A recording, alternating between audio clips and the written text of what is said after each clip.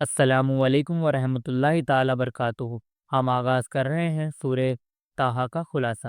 قرآن پاک رحمت کی کتاب ہے، اس میں ایسی کوئی بات نہیں ہے جو بد نصیبی کا سبب ہو۔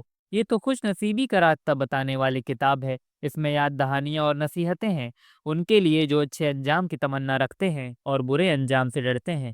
اللہ کے سوا کوئی معبود نہیں ہے، بس اللہ کی بندگی کرو، اللہ کی یاد کے لیے نماز پڑھو۔ قیامت آنے والی ہے، اس کی تیاری کرو۔ جو آخرت کو مانتے نہیں اور خواہشات کی پوجا کرتے ہیں، وہ تمہیں نماز سے نہ روک دیں۔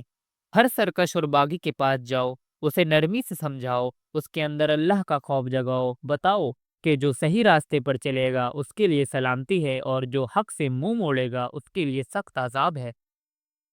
فرعونوں سے مت ڈرو، بس اللہ سے ڈرو، اللہ تمہارے ساتھ ہے۔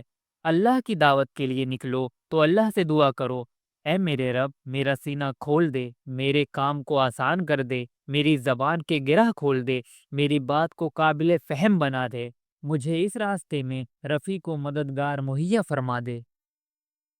جادوگروں کا ایمان اور ان کی استقامت دیکھو۔ فرعون نے کہا تم سب کے ہاتھ پاؤں کٹوا کر کھجور کے تنے میں کیلوں سے ٹھکوا دوں گا۔ جادوگروں نے کسی عزیمت کا جواب دیا کہ ہمارے پاس روشن نشانیاں آ گئی ہیں، اب ہم ان کے اوپر تجھے ترجیح نہیں دے سکتے۔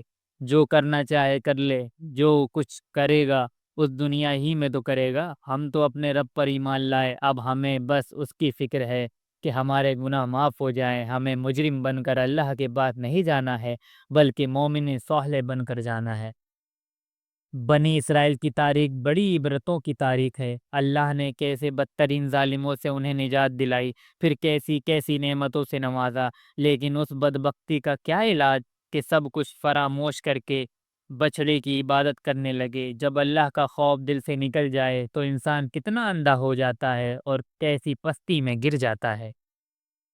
اللہ نے قرآن میں طرح طرح سے نافرمانی کے برے انجام سے ہوشیار کیا ہے، تاکہ تمہارے اندر اللہ کی ناراضگی سے بچنے کی فکر پیدا ہو اور تمہاری غفلت دور ہو جائے۔ قرآن پاک کو اطمینان سے پڑھو اور دل میں زیادہ سے زیادہ علم کا شوق پیدا کرو۔ اللہ نے آدم علیہ السلام کو نصیحت کی تھی، وہ نصیحت بھول گئے اور غلطی کر بیٹھے، تاہم آدم علیہ السلام نے احساس ہوتے ہی معافی مانگی اور اللہ نے ان کی توبہ قبول کر لی، انہیں ہدایت سے نوازا اور اونچا مقام عطا کیا۔ تم بھی ہٹ دھرمی سے بچو اور توبہ کا راستہ اختیار کرو۔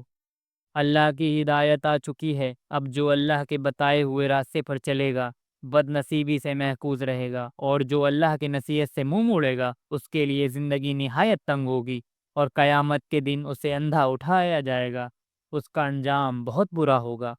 لوگوں کی باتوں میں نہ آؤ، اللہ کے راستے پر جمے رہو اور ہر وقت اللہ کی حمد و تسبیح کرو، اس طرح تمہیں سچی خوشی حاصل ہوگی۔ لوگوں کو ہم نے دنیاوی زندگی کی جو شان و شوکت دے رکھی ہے اس کی طرف نگاہ اٹھا کر نہ دیکھو، تمہارے رب نے تمہیں جس نعمت سے نوازا ہے وہ بہت بہتر ہے اور باقی رہنے والی ہے۔ اپنے گھر والوں کو نماز کی تلقین کرو اور خود بھی اس کی پابند رہو۔